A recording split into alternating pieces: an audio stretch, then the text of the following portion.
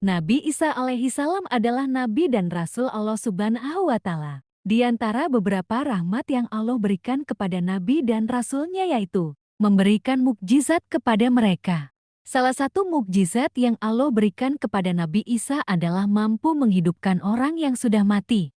Di antara beberapa mayat yang pernah dihidupkan oleh Nabi Isa, ada satu kisah yang menarik dan bermanfaat untuk dijadikan pelajaran, yaitu ketika Nabi Isa menghidupkan mayat yang sudah mati selama 70 tahun. Kisah ini dimulai pada saat rombongan Nabi Isa berjalan di kawasan kuburan. Saat melintasi kuburan tersebut, Nabi Isa mendengar jeritan suara laki-laki minta tolong dan dalam keadaan amat kesakitan dari dalam kubur. Kemudian Nabi Isa ingin mengetahui apa yang terjadi kepadanya. Seperti yang kita ketahui, bahwa Nabi Isa memiliki mukjizat dapat menghidupkan orang yang sudah mati, dan pada saat itu Nabi Isa memohon kepada Allah untuk menghidupkan orang yang menjerit dari dalam kubur tersebut.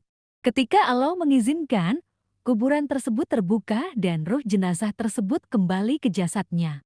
Jenazah terbangun dan bertanya-tanya apakah kiamat telah tiba, dan orang-orang yang hadir menjawab, belum. Tapi utusan Allah yang bernama Nabi Isa inilah yang meminta kepada Allah untuk menghidupkanmu kembali. Jenazah itu bertanya, "Wahai Nabi Isa, mengapa engkau meminta untuk menghidupkanku kembali?" Nabi Isa bertanya, "Sejak kapan engkau meninggal?" Jenazah menjawab, "Kurang lebih sejak 70 tahun yang lalu." Nabi Isa bertanya lagi, "Apa kebaikanmu semasa hidup?" Jenazah itu menjawab lagi, "Semasa hidup amal kebaikanku banyak. Orang-orang juga menilaiku sebagai orang alim, dan Allah juga sudah mengampuni dosaku kecuali satu hal." Kemudian, jenazah melanjutkan, "Semasa hidup aku bekerja sebagai pengangkut barang atau kayu bakar. Suatu ketika aku mengangkut satu ikat kayu bakar milik seseorang untuk diangkut ke rumahnya. Di tengah perjalanan, aku merasa lapar dan memutuskan untuk makan terlebih dahulu.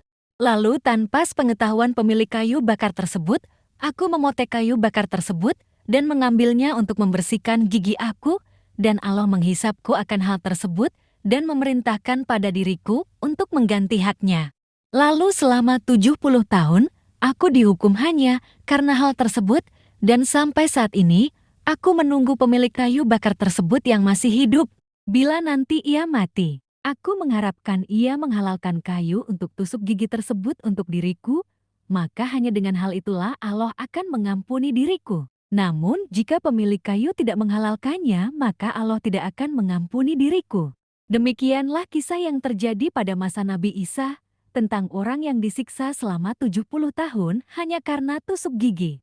Semoga dapat menjadi hikmah buat kita semua, bahwa mengambil sesuatu yang bukan milik kita, sekecil apapun pasti akan dimintai pertanggungjawabannya dan pasti dihitung hisapnya.